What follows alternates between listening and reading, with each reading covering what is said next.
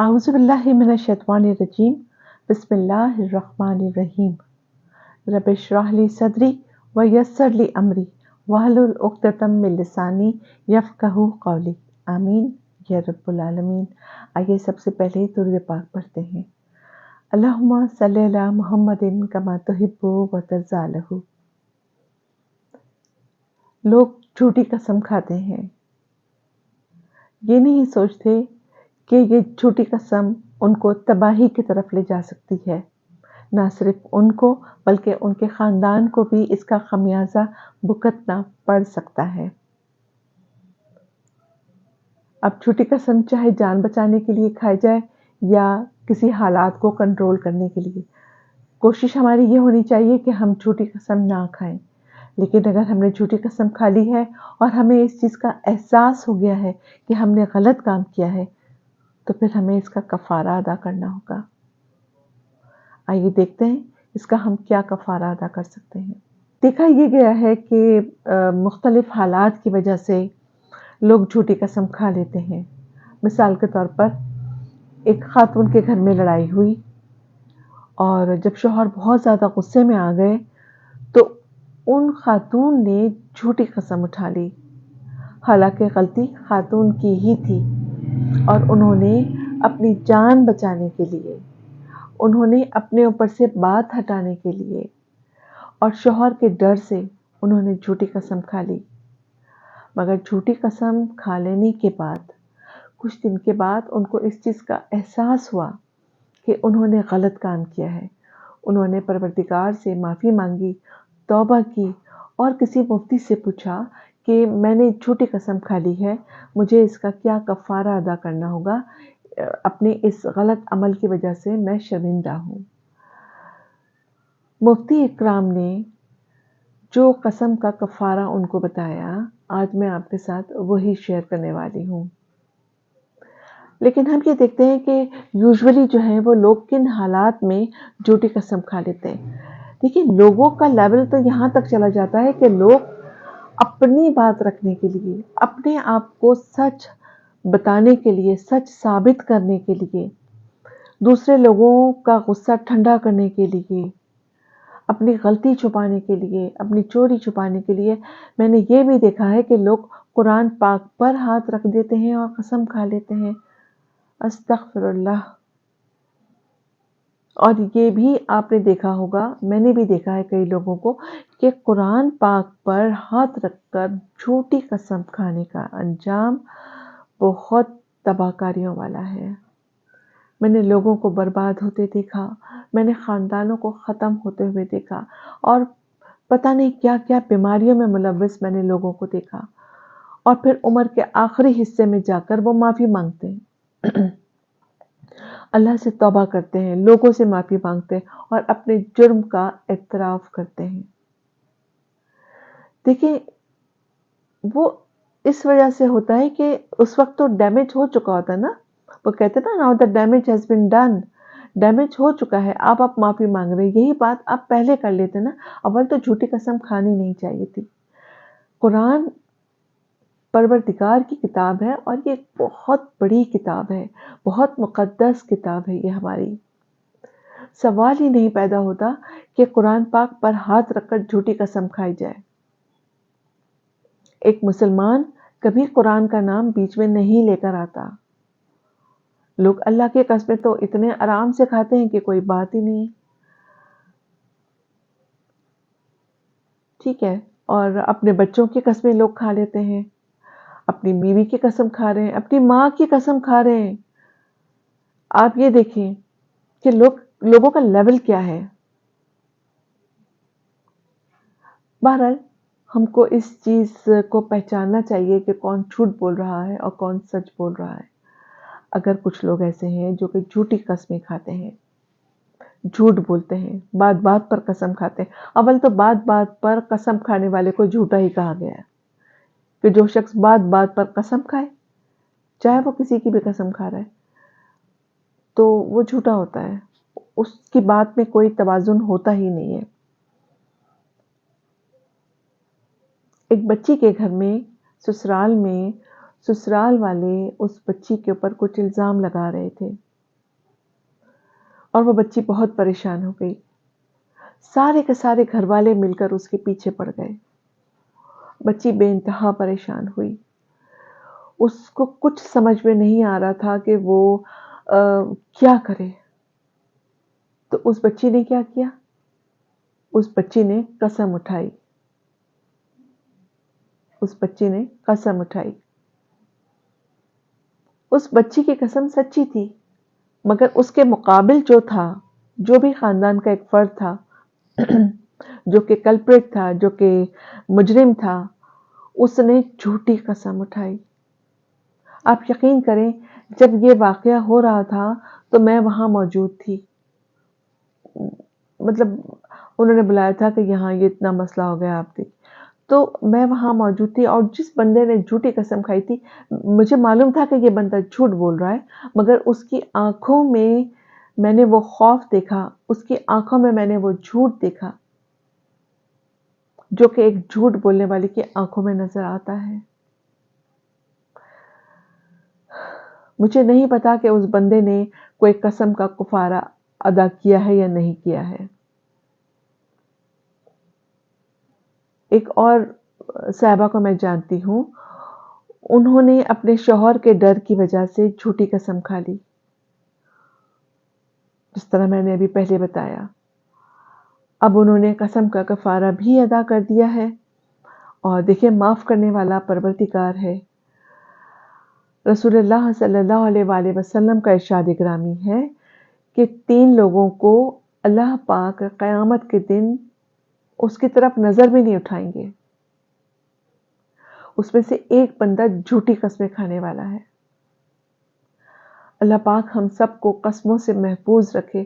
اللہ پاک ہم سب کو سیدھے راستے پر لے کر چلے، ہم سب کو سچائی کے ساتھ رکھے. سچے آدمی کو کبھی قسمیں کھانے کی ضرورت نہیں پڑتی. جھوٹے آدمی کو بار بار قسم کھانی پڑتی ہے کہ میں قسم کھا کر کہتی ہوں یا کہتا ہوں کہ میں نے ایسا کیا یا ایسا ہو گیا یا یوں ہو گیا، کیونکہ اس کو پتا ہے کہ اس کی کوئی کریڈیبلٹی ہے ہی نہیں. لوگوں کے سامنے اس کی کوئی حیثیت نہیں ہے. تو کوئی تو ایسی مضبوط چیز ہو جو اس کی بات کا یقین دلا دے لوگوں کو. اسی وجہ سے لوگ قسم کھاتے ہیں. تو آئیے میں آپ کو ایک بتاتی ہوں اس کا کفارہ کیا ہے. دیکھیے، جھوٹی قسم کھانے والے کو، یا اول تو ہمیں کوشش کرنی چاہیے کہ ہمیں قسم کھانی نہیں ہے. اور اگر ہمیں کسی وجہ سے ہم نے قسم کھا لی ہے اور وہ جھوٹی ہے اور ہمیں اس چیز کا احساس ہو گیا ہے، اور دیکھیں ایسا نہیں ہے کہ جھوٹی قسم وہ بھی ہوتی ہے. مثال کے طور پر کسی نے یہ کہا کہ میں قسم کھاتا ہوں کہ میں اب یہ چیز نہیں استعمال کروں گا، اور اس نے وہ استعمال کر لی، تو وہ اس کی قسم جھوٹی ہو گئی. میں قسم کھا رہی ہوں کہ میں اب فلاں جگہ نہیں جاؤں گی، اور کسی وجہ سے حالات ایسے بنے کہ ان کو وہیں جانا پڑ گیا، تو یہ قسم جھوٹی ہو گئی. ٹھیک ہے نا؟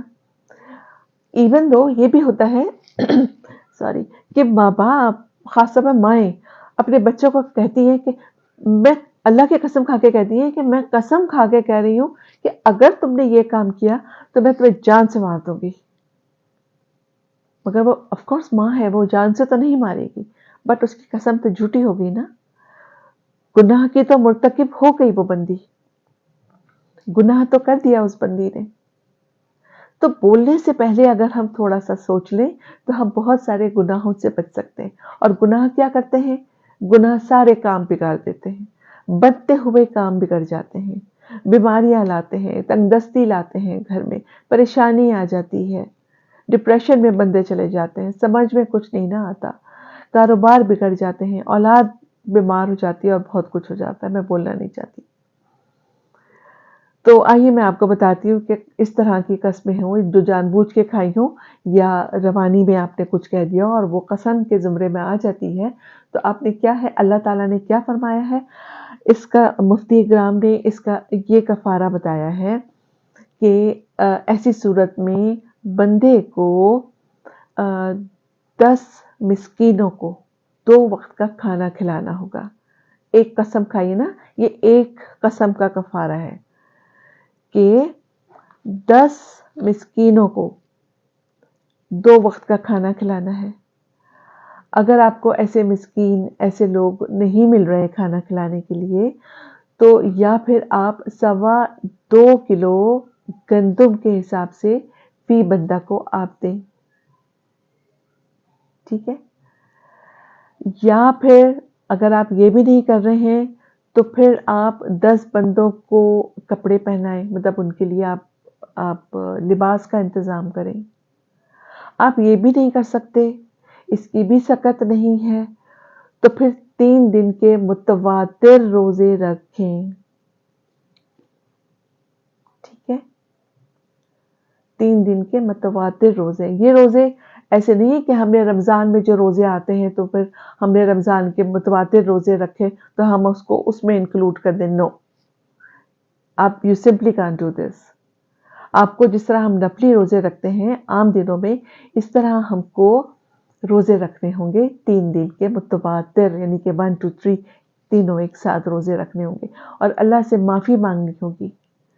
سجدے میں جا کے پروردگار سے معافی مانگیں اور عہد کریں کہ آئندہ آپ سوچ سمجھ کے بات کریں گے، کوئی قسم نہیں کھائیں گے۔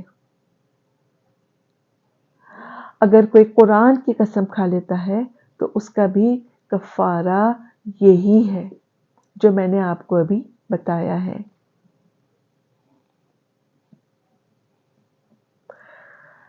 تو خاص طور پر میں بہنوں سے بات کروں گی کہ بہنیں جو ہیں وہ تھوڑا بچوں کو ڈانٹتے ہوئے بھی تھوڑا خیال سے بات کریں، اور اسی طریقے سے میں نے دکانداروں کو قسمیں کھاتے ہوئے دیکھا ہے کہ خدا کی قسم باجی یہ ایسی چیز ہے، یہ ویسی چیز ہے، یہ اصلی چیز ہے، یا کپڑا ایسا ہے، یا یہ مال ایسا ہے، یا یہ برتن ٹوٹے گا نہیں۔ یہ سب جھوٹ گناہ ہے۔ گناہ کر کے، جھوٹ بول کر مال بیچنا، جھوٹی قسمیں کھا کر رزق کمانا، وہ رزق بھی حرام ہے۔ ان کو بھی کفارہ ادا کرنا پڑے گا۔